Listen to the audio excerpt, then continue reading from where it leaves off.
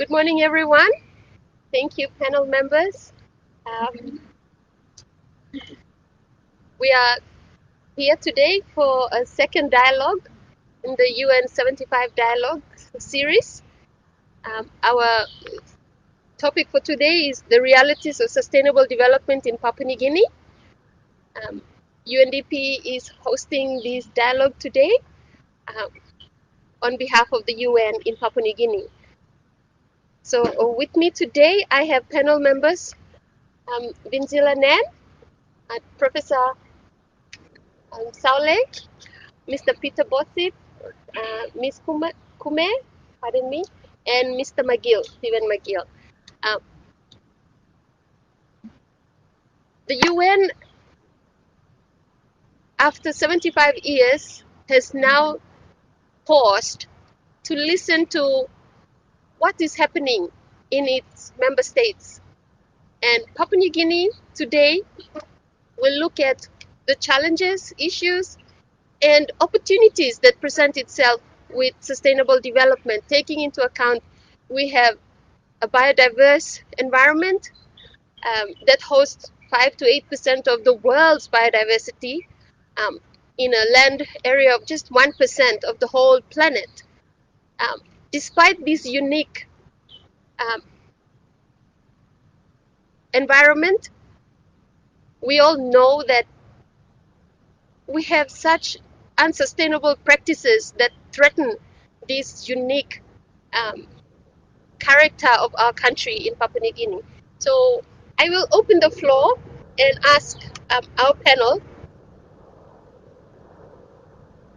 with this situation, how can we promote sustainable consumption and production in Papua New Guinea? Anyone wants to go first?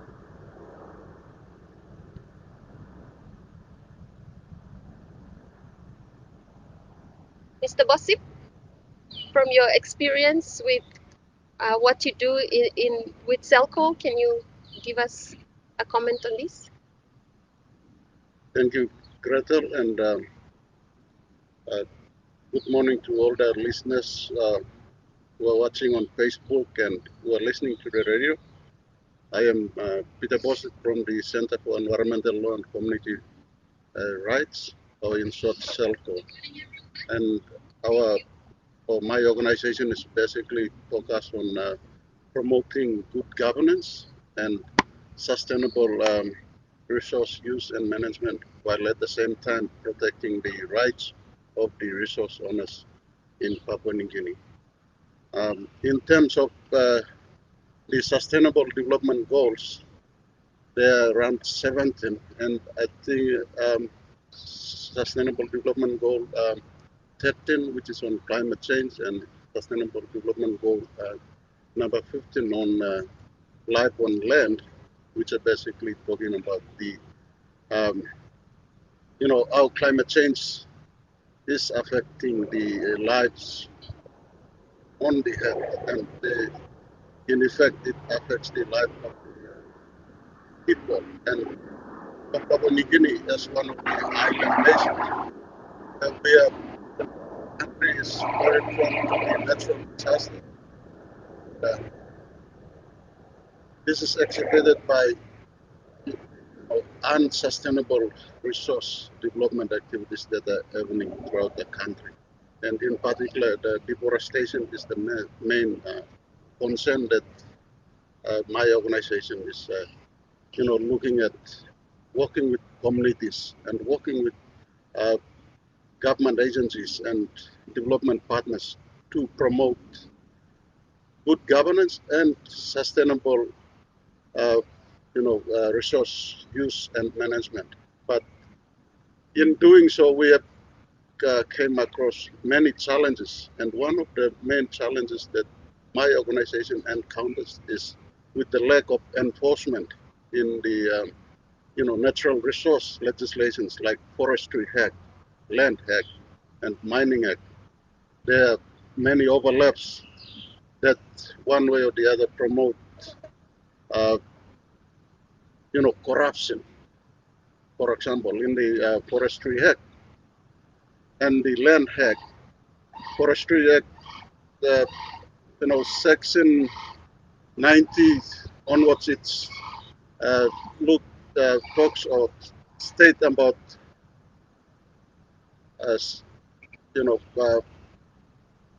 allowing logging companies or allowing agricultural companies to have or get permit or be issued a permit to clear fell forests. And we have this special agriculture business list, which is one of these concepts that was used to grab land and access customary forest land.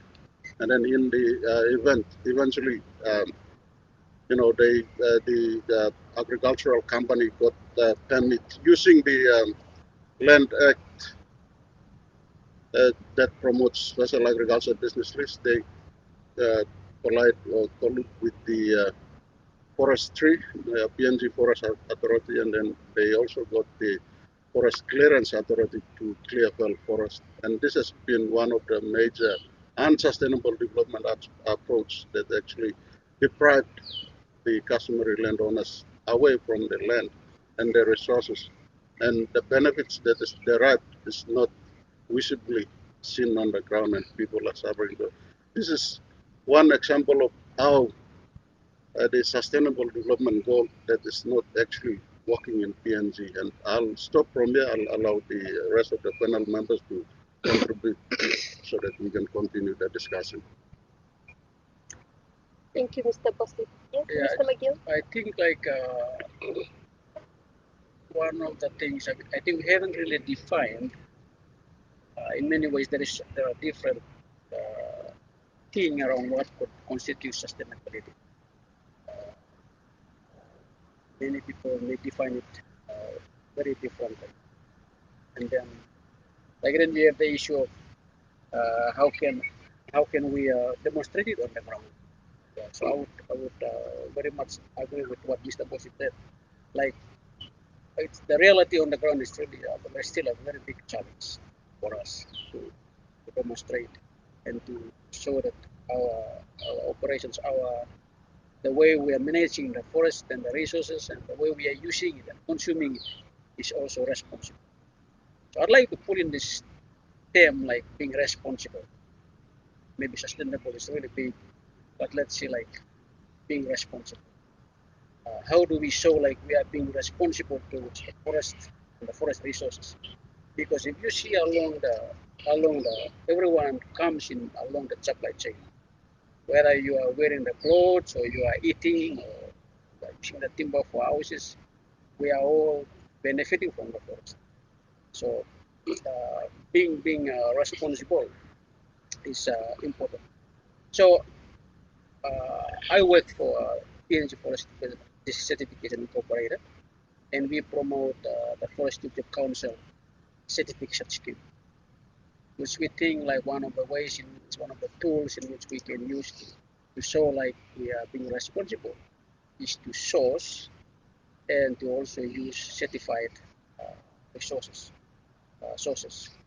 to show we are being responsible in our consumption and the production of resources, and also being liable to, even if we have caused injustice to the environment, we can be liable how we use the forest for producing raw materials, consumer damage.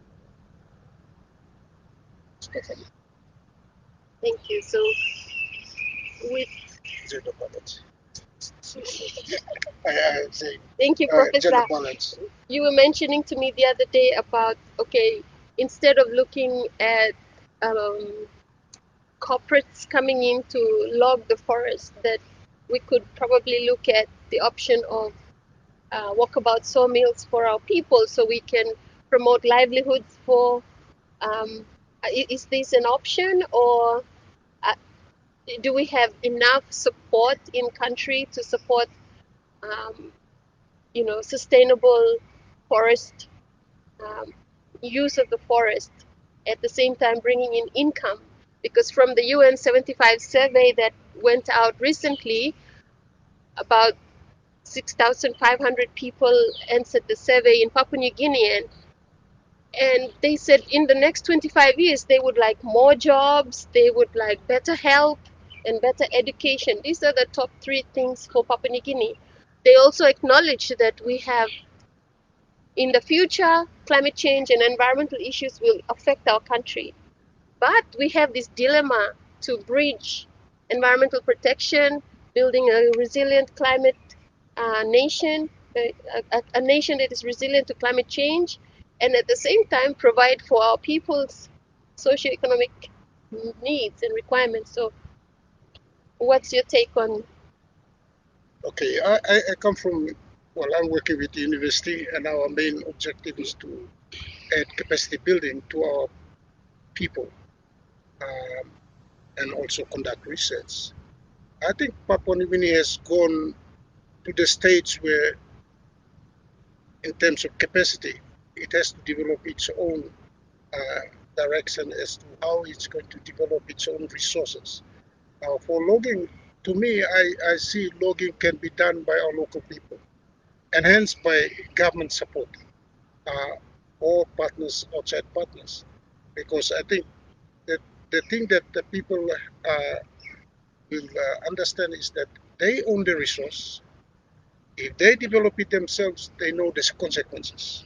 How they develop it, the outcome is either be of beneficial or benefits to them, or it will have a negative effect. Now, yesterday I was discussing this with you, Gretel, and I see that probably one of the sectors that should be done by Papua New Guineans is logging, right?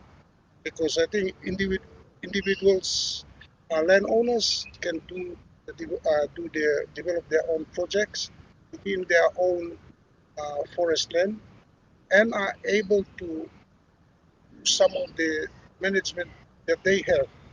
Now, for us at the universities, we need to add capacity to them, particularly in terms of the issue of long-term sustainability for their survival, and also the issue of environment and biological diversity. Because one thing that they have to understand is whatever they take will affect their future, their survival. So I would see the forestry sector being basically conducted by the local landowners, but they need support in terms of resources and also the technical know-how to do it. And we have a long way. 45 years is too long.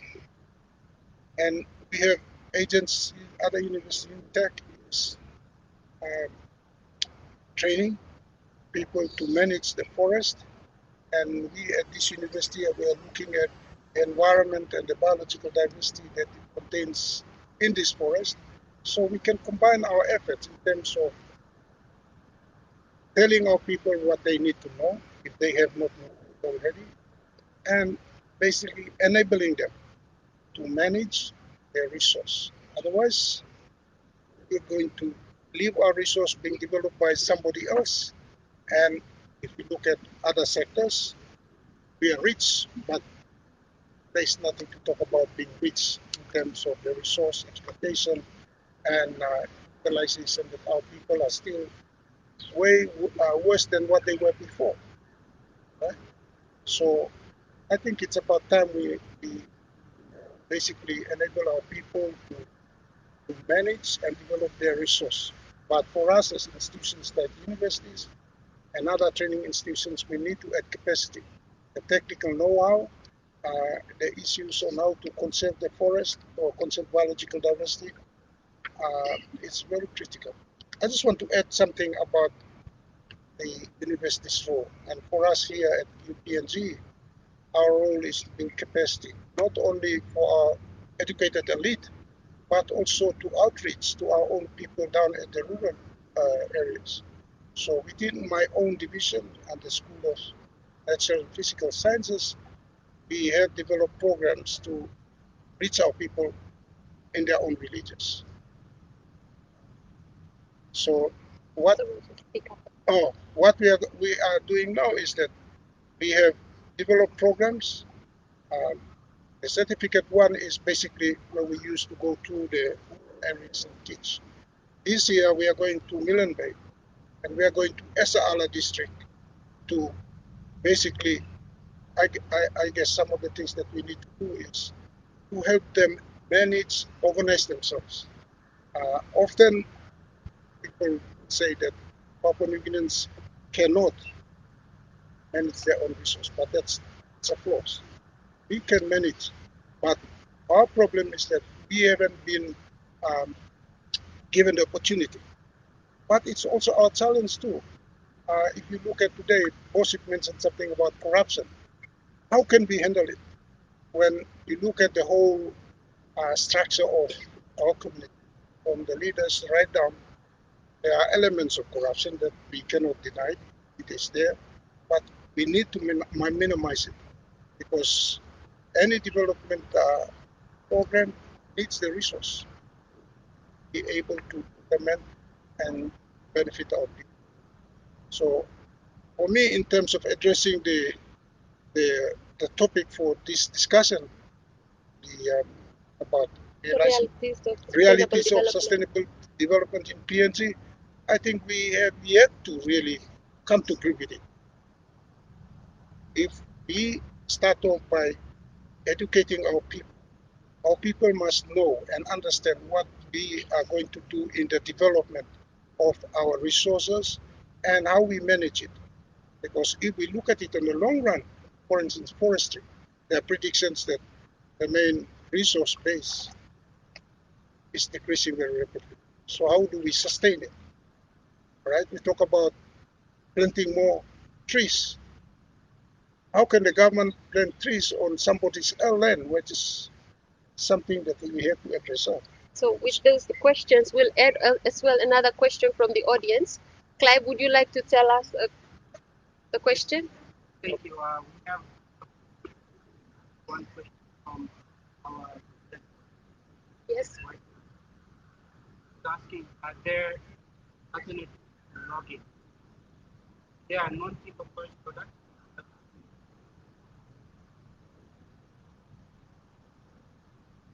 Yeah.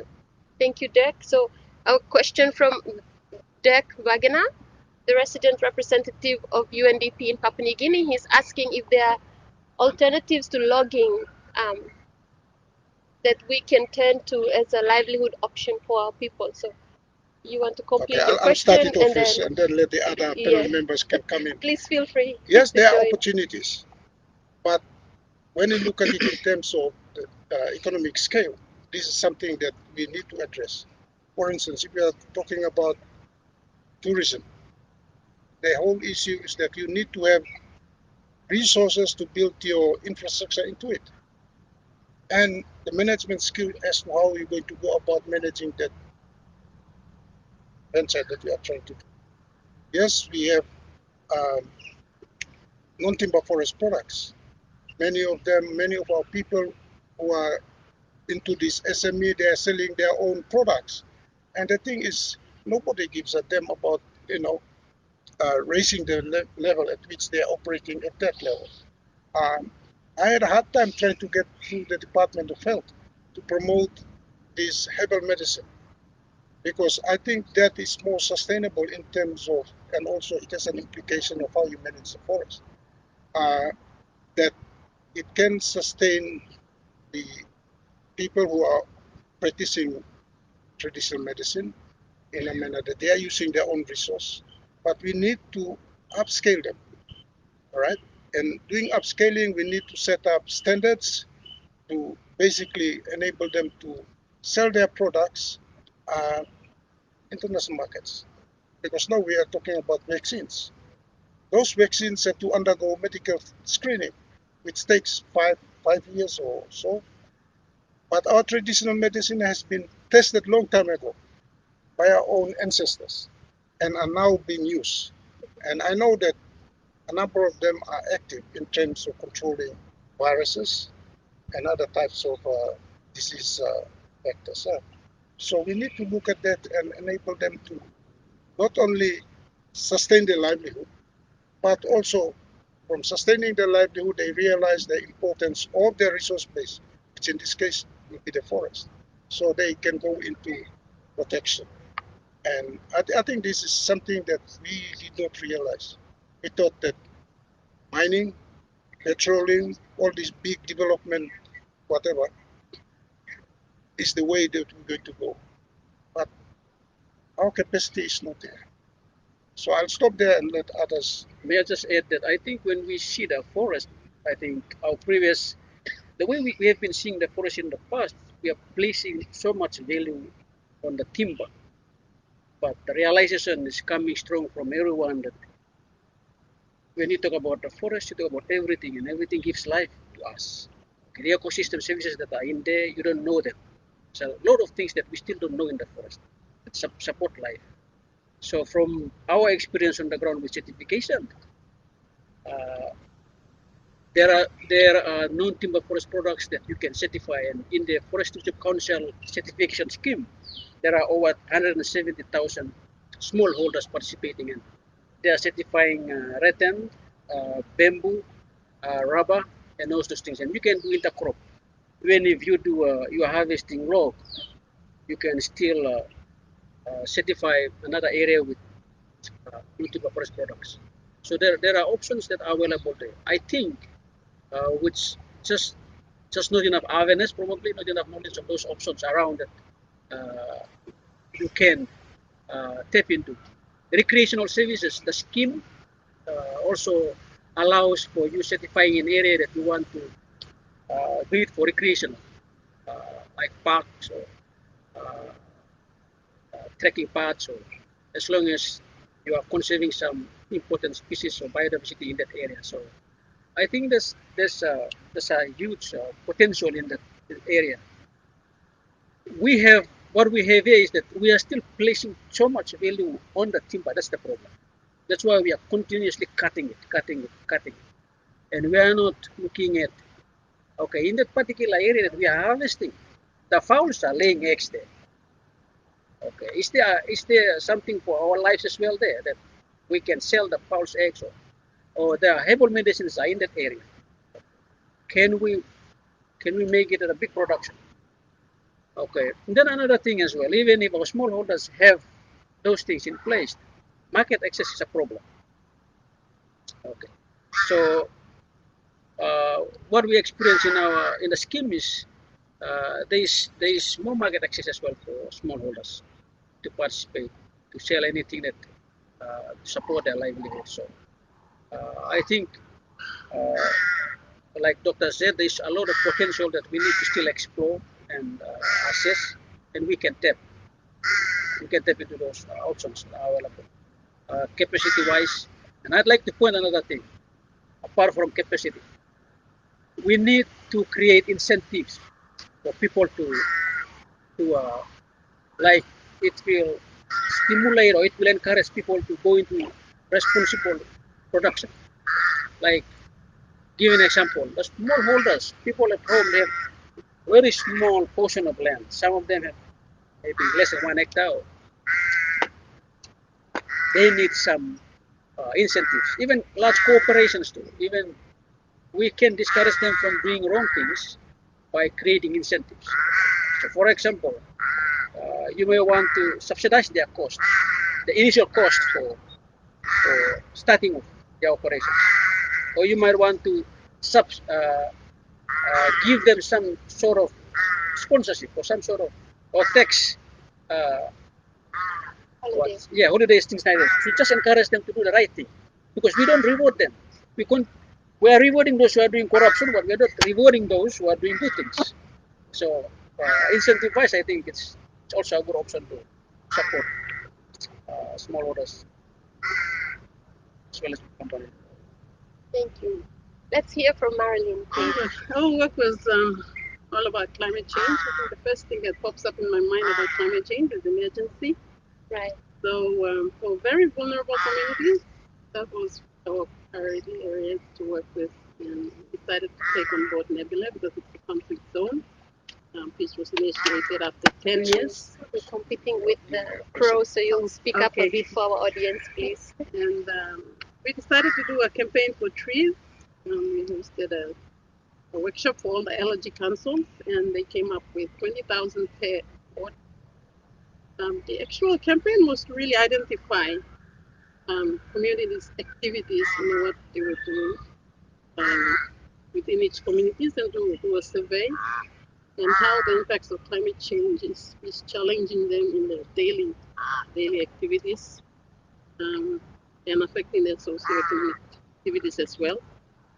And with all the activities that we've identified, the survey done thoroughly in the allergy work, it was then incorporated into the district plan. That's how we've been engaged to coordinate the plans, and we continue to do that as lead coordinating unit to move into the provincial plan with the activities from the people, which I see is I think very important, very effective.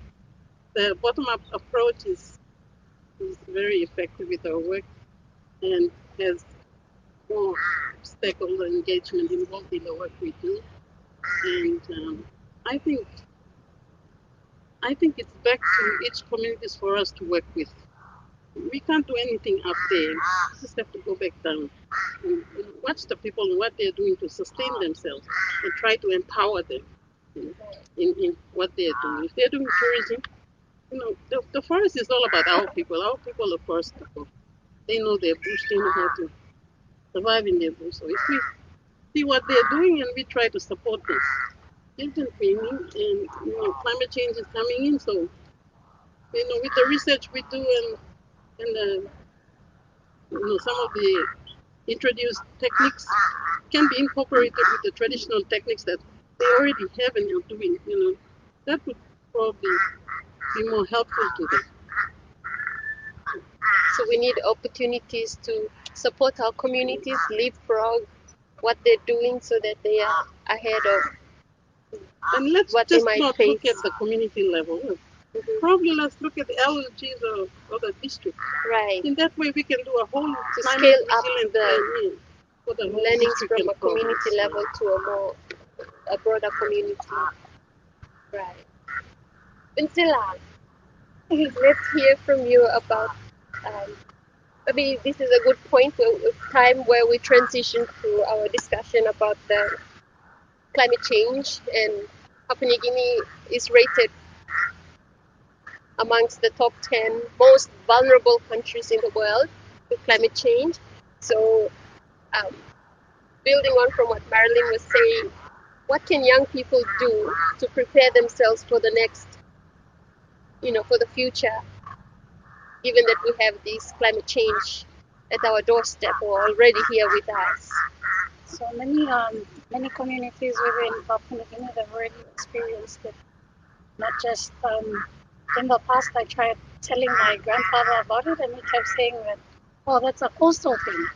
But what he didn't realize was that back at home in the islands, like in the past we didn't have malaria, now there's new diseases, new things that are happening. Food cannot grow in places where it used to grow. There's new species of plants that are being grown in places where it didn't. Before, no got banana grow long. My grandfather's village, now there's bananas growing there. Things like that. And as young people, we're aware of these changes, and we could hear it. All Tumana, all Bobo, they tell us, in the past we didn't have this, now we have this. And that is evident that climate change is occurring. Climate change is real, it's happening in PNG. We've got villages in Manus where people have to get their stuff and come out because the waves crashed in. All those realities are. And I guess what young people need is the training. Not everybody is meant to go into university, but there are people down there. Online Staff Tumblr, we train them, give them the knowledge, whatever little knowledge that they need in order to do the work. Because I see that young people, we make up the bulk of the population right now. However, we're being treated like a marginalized group. We're being treated like we're so small. But the energy is with us. The energy is with us. Vision, knowledge, all of it are with the older generation. If we work together, the older people give us the vision, give us the know-how, we will gladly just go ahead and do it. And I was trying to say something and it slipped my mind. with there's an interesting point about Papua New Guinea having 5 to 8% of the world's biodiversity. Yeah, we could actually respond on that. We could use that as our opportunity to fight climate change. And last year when I attempted the nationwide tree planting campaign, which resulted in just 12 provinces taking part, but it was a good start. It made me realize that young people actually want to make a difference. Right. And we didn't have much support from the government or anything. It was last minute, but the way the young people came together, that sort of gave me that idea, and it sort of inspired me as well. And I knew that, young people were willing to work if we're given that opportunity to actually work. We don't need the positions. We just need that opportunity to be able to work and make a difference. You tell a young person, did you do this? And then they say, yeah, and it wears on them like pride. They wear it like a badge to say that I made a difference in the community. That's what I have to say. I just want to add to the issue of climate change, because it's a far-ranging impacts, not only on the human population, but also on the environment itself in which they live.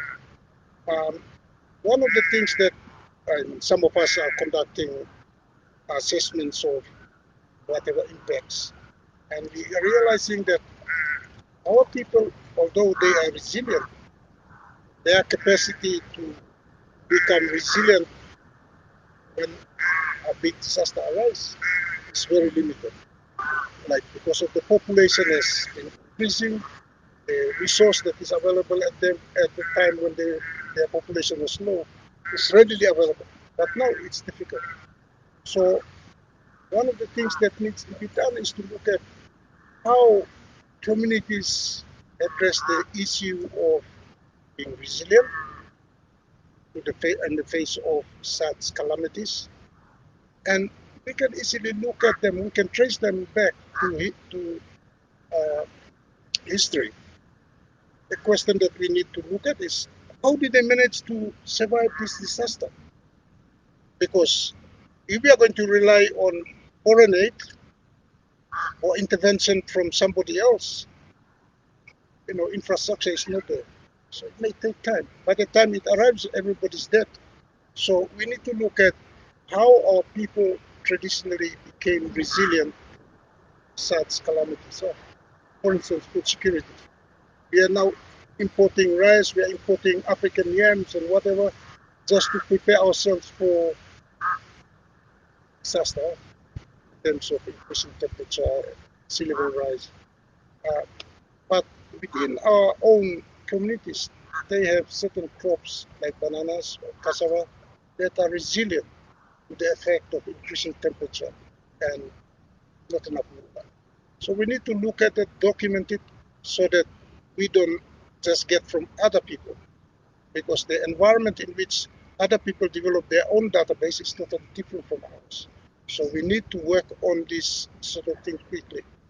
Like we're talking about moving people from coastal areas or low-lying islands, because salination has intruded and also has killed their crops. So how do we? Because if we move people, in PNG, all the land is owned by somebody else. When you move people to other people's land, there will be conflict, source of conflict. So how do we resolve that conflict? We must clearly understand, and the local people who are recipient to these incoming migrants, they need to understand and need to comprehend the implications of these migrants and the demand on resource. So these are some of the things that we need to do. One of the things that is also obvious is when we move people from their our own island, we are killing them in terms of introducing them to a new area, and in doing so, they are divorced from their environment in which they have been there for ages. So when you move them, they lost their identity, their cultural values, and everything and they become somebody who has no background. So these are issues that we need to do. It's good to do activities like what we heard from the two ladies. That's good. But to what extent it will be sustained over a period of time? And that is something that be addressed by the whole of government and also our community. And we have to work together to address this. Because climate change, there is no way going to stop it. It's going to go, but we need to reduce the impacts. So we're doing that by doing various activities to reduce it. I want to come back to conservation. So this is a problem that we have. I think the first thing that needs to be done is that we have to let our partners that we are going to be implementing and managing and taking ownership of such programs, so that on the long term, and we talk about sustainability, the sustainability will be from us, not from international interventions. And that has to be, what I said is, it doesn't mean that I'm against this, but they can be partner, true partners are. It's not like partner with the local people, and the local people are bystanders in implementing the project. They must take ownership of the project and manage it. And I think that was one of the issues that we were discussing. And I said, if we are genuine, particularly our partners, the first thing they will do is to look at how are their national partners organized in terms of implementing and managing the project. If they are in a position to do it, by all means, they can just come in and just say, okay, this is what we're going to do. We will help. As expertise from outside, we will provide.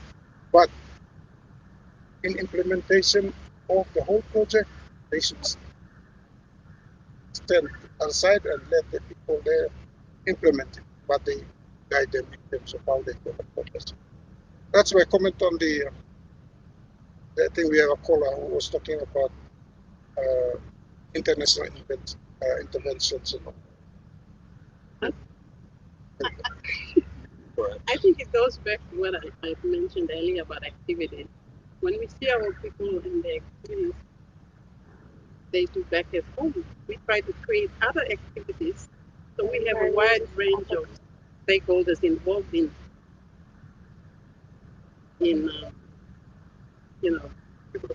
developing it.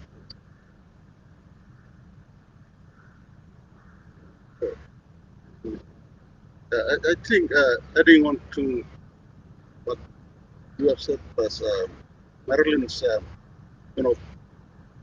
practical example of how communities are getting better to, organize and plan trees, reforestation project, and the example of young generations having energy to do something.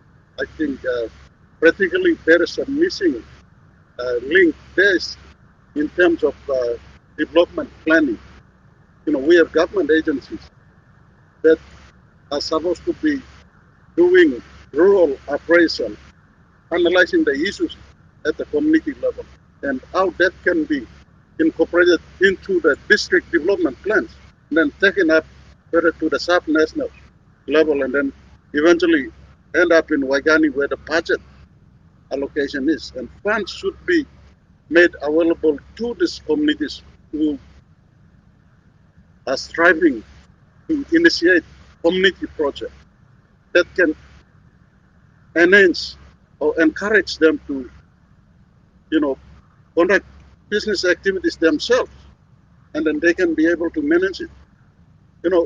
If this kind of capital incentives are promoted through the government arrange, where annually there is budget allocation to subsidize transport costs or to subsidize market costs that the local people will be encountering. I think that is one way of encouraging the communities to go into developing sustainable community livelihood projects.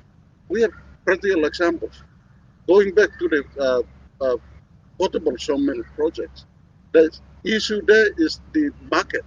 How can this producer send the timber, sawn timber to the nearest market, which is like Port Moresby or Ley or Rabaul or wherever?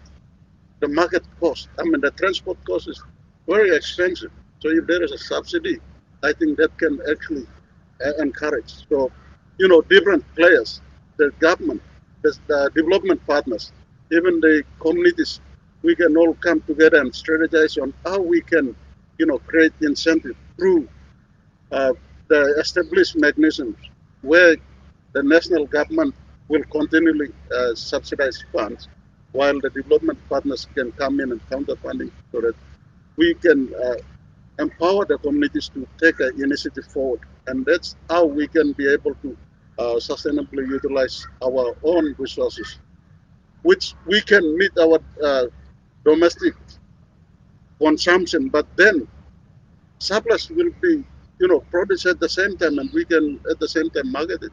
And this, I think, some macroeconomic development countries like China and elsewhere, they have actually started to produce stuff for their own well-being first. And then when there is surplus, they look at marketing it, which we can do that instead of we are trying to, take the bull by the horn, which is trying to, go into large-scale forestry or logging operations, which much of these logging operations are conducted by foreign-owned companies, which they are not national or they are not locally owned. So looking at the benefit sharing, 75% goes to the developer, which is a foreign, and 30% goes and only 5% reach the communities. And this is where you cannot see the actual benefit of the resource development and how can people sustain themselves when the forest resource is gone. So this is, I think, the practical way is the national government. I mean, all level of government should take into the development plans, support conservation at the community level, support community initiated business development activities, and So subsidize on the funding. note of the business development activities, something close to my heart, which is renewable energy. Do you think, given that less than 15% of our population are connected to the grid, they don't have lights. The only light they have is the starlight at night. You think young people can think about becoming, trained in renewable energy technology to promote, say, solar, know how to fix solar panels, and, this would be an option, you think? So we move away from the forest, touching the forest, but draw from the sun. And I believe that can be a space for young people. I mean, if the avenues provided, given the training, the education, the basics, I believe that young people can actually be involved in that. because they can use YouTube to fix a mobile phone. Yeah, they could, But if they had some form of energy source, they can set up a little workshop, and people can come and they can fix the electronic equipment, and they get paid for something similar to like having a tire shop on the side of the road. If you have energy, you can fix a tire, pump the, gas the tire, and people, and these little things that you can do if you had energy, right? We could go on and on and on and on. This is a very nice place, and we're sitting underneath here. The crows are not really happy with us invading their space, but thank you very much. I think our time has, I don't know how much time we have. And so if you have any last burning statement that you would like to share with our audience. I can start for the young people. Not that we have a big population percentage of Papua New Guineans are young, but globally and in PNG as well, the bigger consumers are young people. You see digital, all these companies, they are just promoting the younger generation, rushing in for mobile phones, rushing in for whatsoever, the fashion industry. So it is an opportunity for younger people to start to be conscious consumers, not to look at the brand, go beyond the brand. You can contribute to lessening climate change, protect the environment by investing your wallet in the right place.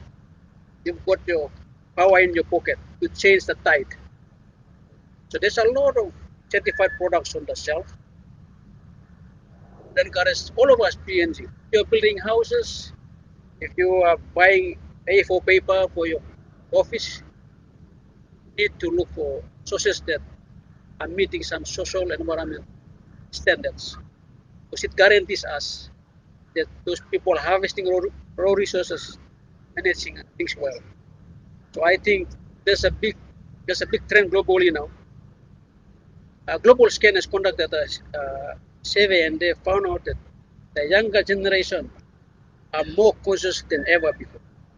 They know what's going to affect them in some years' time. So just going beyond the brand, I think most of them works in shops and they look for. Na concern ako buy him something. Look book also. I look him label. Okay. Coming lo la sauce and you pay for it, because you don't know that money goes directly to support a community that is relying on that forest to survive. Let us not forget the wildlife that are in the forest. So I strongly like the consumer power can do a lot of difference in the way we govern our resources.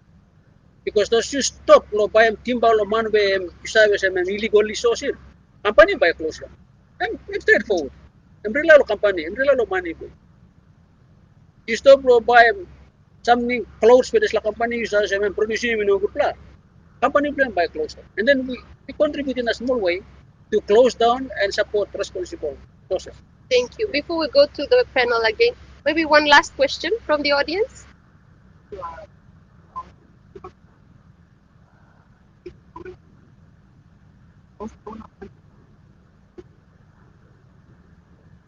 How can we how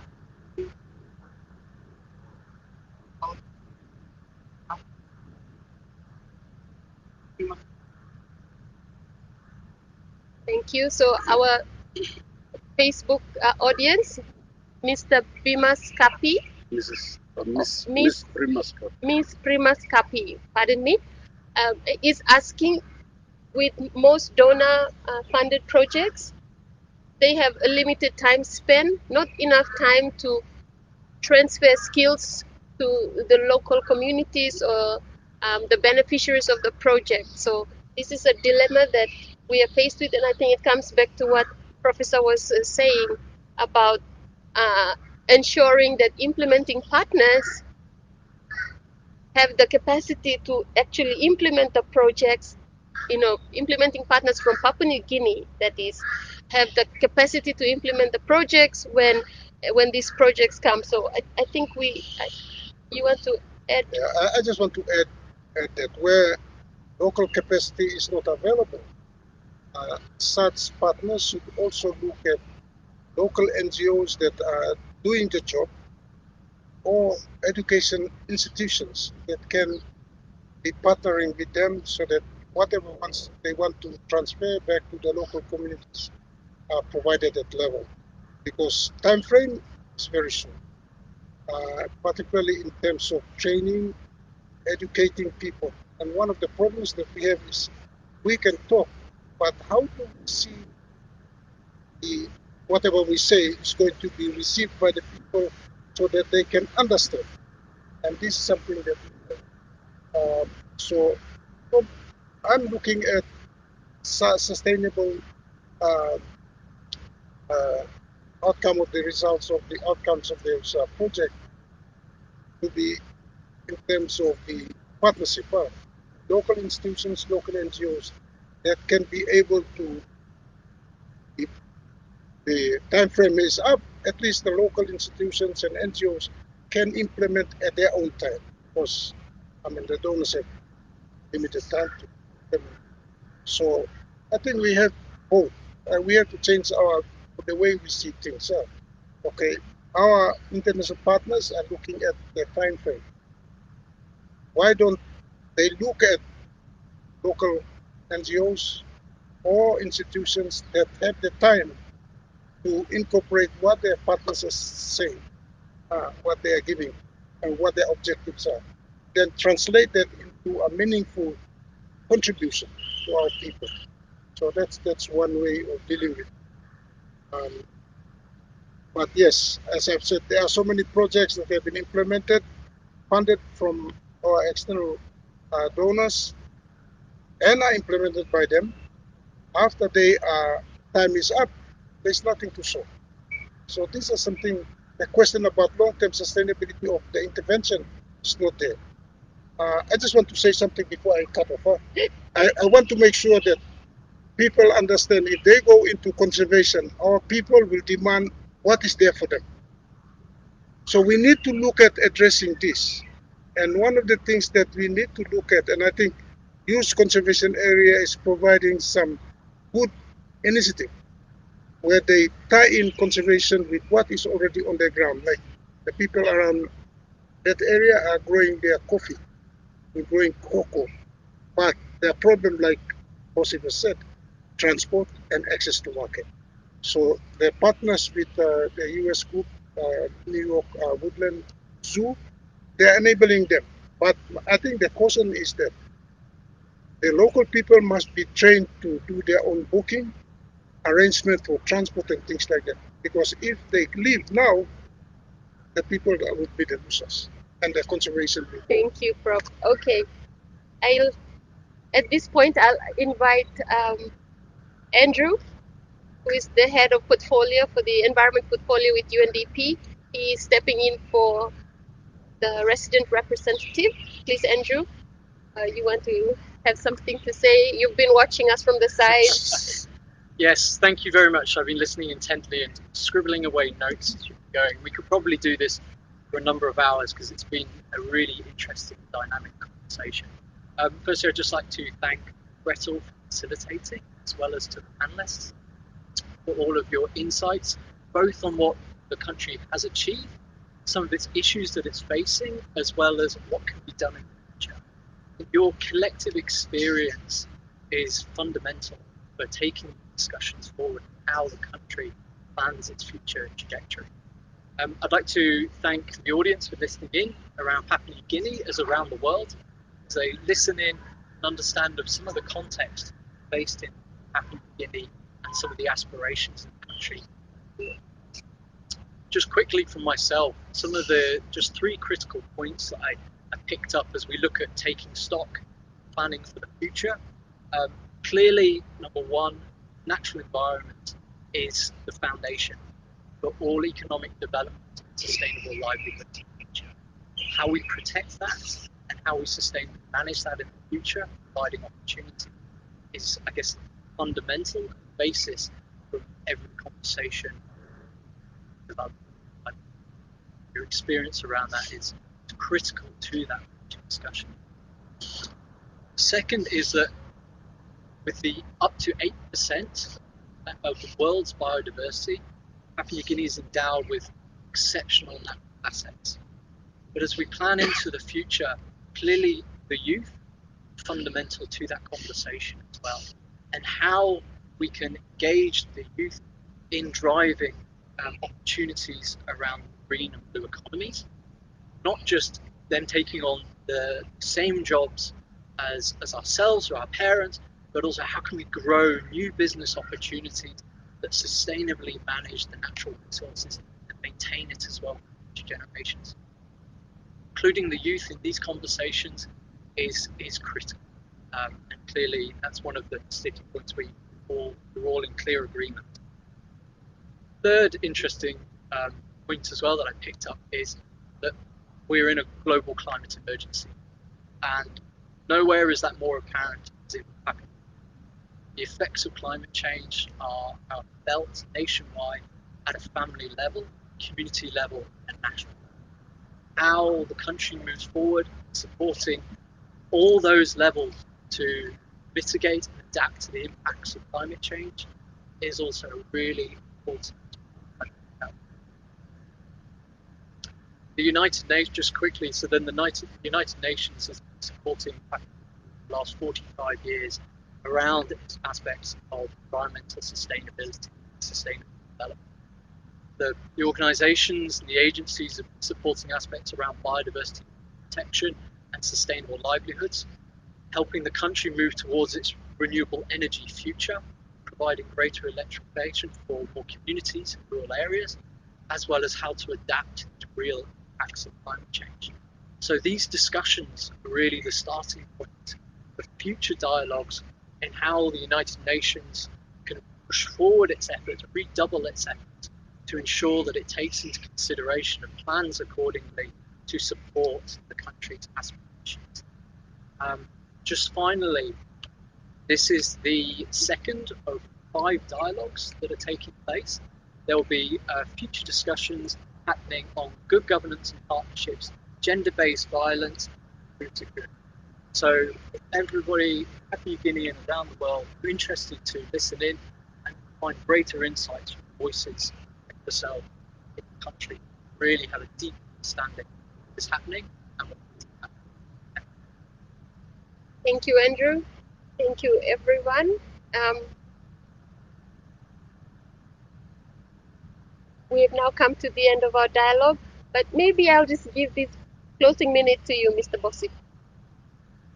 Thank you, Gretel. I don't have much, but I think probably adding on to what Prof. Saule has mentioned about how we can empower or sustain the project, or community initiated projects after the donor funds expire. I think there is also a missing link where the government is not being part of that initiative. Meaning that at the local level, LLGs are not putting in the development plans, the conservation aspect, the community sustainable development initiative, and there is no budget allocation. So supposing if a partner, international donor comes in to fund a community project, the LLGs must be part of this. The district or the subnational government, they must be part of this project. They have to have agreements in place and then allocate funding, even or taking ownership of that project after the donor, funding term expires. They have to take in the ownership to continuously fund the project, and this is what is actually needed. There's many, or almost every community to subnational governments, they either they take or they have this environment conservation or sustainable development initiative as part of the programs or projects, but they are not allocating funding. And this is what needs to be, done in order to ensure sustainability of projects that are initiated or supported by outside development partners. And this is how we can take ownership and promote sustainable livelihood initiative at the community level. And what basically development means is that communities have a better access to road, have a better access to health facilities or healthcare, have better access to education. Everyone needs to, get educated, wear good clothes. They want to live like anyone else, enjoying the kind of services in urban centers. So we need to create incentives to ensure that those very, crucial people who own the resources, who ensure that the country develops, they must also get the same fair share of benefit. I think this is what needs to be, taken into the account if we go into the next, development planning. And the government agencies must take this into serious consideration and make it mandatory so all the LLGs and the district and the subnational governments must have this program in place, allocate funding to sustain the project. Thank you, Mr. Bosip. Thank you, everyone. Once again, we've now come to the end of the dialogue. Thank you. Thank you. Thank you for the opportunity.